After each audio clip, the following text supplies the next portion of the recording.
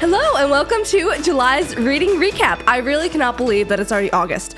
Time just flies. It's kind of crazy. So this month I took a bit of a fast from historical fiction and what I commonly read, and I dove into the world of sci-fi. So yeah, sci-fi is not what I usually read. I very, very, very rarely read anything sci-fi. If I'm gonna read something that's not historical, it tends to be more like dystopian or contemporary, maybe. So reading a lot of sci-fi this month was definitely a change for me, but it was really fun. So I started this month with Speaker for the Dead by Orson Scott Card. I read Ender's Game in the end of June, and I just loved it, so obviously I had to read the sequel. And Speaker for the Dead was so good. It really only took me just a few pages, and then I was back in the world. And I mean, even though there were quite a few years that had passed between Ender's Game and Speaker for the Dead, it was still really immersive and really awesome, and I just loved the characters that were brought to life again in this book. I felt like the story was just so compelling, especially since early on in the story, a certain character took a secret to his death, and that secret was really, really guarded the whole book until at the end, and I just felt like that added a really high stake because they almost told the secret right at the end of the chapter, right when he went to the piggies. I felt like he almost told the secret and then he didn't, and that really bothered me. So then I had to obviously keep reading because I had to know what the secret was because I had to know why he died. Yeah, it was a really good book. I was hooked and I read it really fast because it was just so good. I will say I kind of knew right from the beginning when he did die that either his death was a great honor or they were killing him to hide the secret, and I was just bouncing back and forth between the two ideas because I was like, so he did die, but he has a secret, so are they trying to hide the secret, or was it an honor, or is there some cultural thing that they didn't realize was happening? I felt like the character motivations were really great, especially at the beginning with Navinia and how she progressed from this little untrusting girl to this grown woman with children, and how all of that happened and how her character was really, really well woven. I really also liked her children, and I'll talk more about them in the next book, but it was just, I felt like it was such an amazing book. It was so well written and so... He just makes you feel things really, really well. He makes you feel emotions for the characters, and he just hooks you into the story. It was just phenomenal. And I had actually just watched Interstellar, so I felt like it was perfect timing because that helped me just visualize the light speed travel and how aging differently happens, because there was a lot of that in these books, and I guess it just helped me visualize it from a movie standpoint. And I mean, it's just kind of a mind-boggling concept, so it was interesting to watch the movie and then get to read Orson Scott Card's books and see how it was portrayed in writing. The next book I read was Xenocide by Orson Scott Card, so this is the next book after Speaker for the Dead. It was so good. I think I might have actually liked Xenocide better than Ender's Game. I don't know. I liked them all. They were all really good. It was just such an amazing book. Yeah, I think I might have liked it better than Speaker for the Dead and Ender's Game, but they're all really, really close. Okay. I will say I didn't love the Chinese POV quite as much as I liked the other characters, but I think that was because I was really invested in Navina's family and Ender and everything that happened on that world. So I felt like going into the Chinese POV, it kind of felt like it took away from the story, but at the same time it really didn't take away from the story because they all wove together so well. But I just really liked Navinia's family and her children. I will say, it's just crazy how well he writes the characters, because usually in books where there's a big family, you don't know the kids' names, you don't really care, because all the children feel the same or similar. They don't stand out enough for you to really remember them, except maybe like one or two. But in Xenocide, he did a phenomenal job with each of these characters, making them each so different, so memorable, and they were just each amazing standalone characters that were so different, but so well woven, well developed. It was just phenomenal how he crafted each of these characters to make them so memorable. I really never felt like they blended together in my mind. I knew all of their names easily, and I knew who they were, what they cared about, what their motivation was. It was just phenomenal how he crafted that. It's really inspiring. And then I will say the plot and the stakes were just crazy super high in this book. Basically, every alternative gave the possibility of committing xenocide, which is the extermination of a species. So it was just crazy high stakes throughout the whole story, lots of emotions. It was just a phenomenal book. The next book I read, dedicated to the one I love. And I do not have it with me because I read this while I was on vacation in Florida, and my grandma was there and she loves reading those type of books.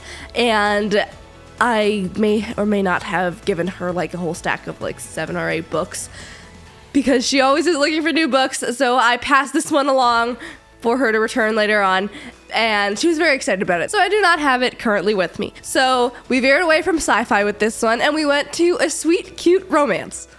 I like never ever read contemporary romance.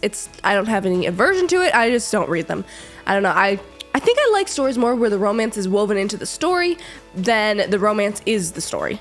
So I like that I don't always like it when the romance drives the story. Now in this, it was cute and it was short. It was just such a sweet book. It's actually a really new release, and I picked it up because I went to one of the author's sessions in ACFW last year when she talked about romance, and it was just an amazing session. So I really wanted to actually read one of her romance novels, and it was just so cute. The story was about 2 writers who knew each other by their real names and didn't realize that they were enemies by their pen names. So it was kind of a fun enemies to lovers sort of trope, as well as a sort of forced proximity, but not in the way you might have thought because they're writers. So let your imagination come up with an idea for that one.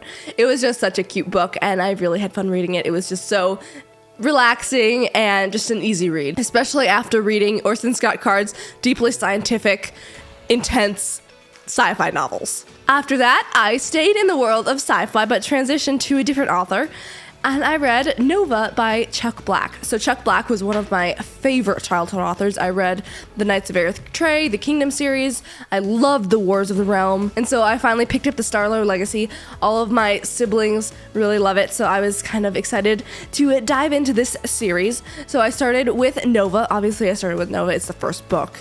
And I just really liked it. It was a really, really good read. I actually finished it in one day. So I had the audiobook. So I was listening to the audiobook while I was doing stuff. And then when I was relaxing and going to bed and getting ready for bed, I was reading the book and I finished it all in one day. So I'm very proud of myself for that part. I really thought it was fun how he brought his fighter pilot experience into the novel. So in all the other books, it's more of medieval, or with Wars of the Realm, it's more contemporary.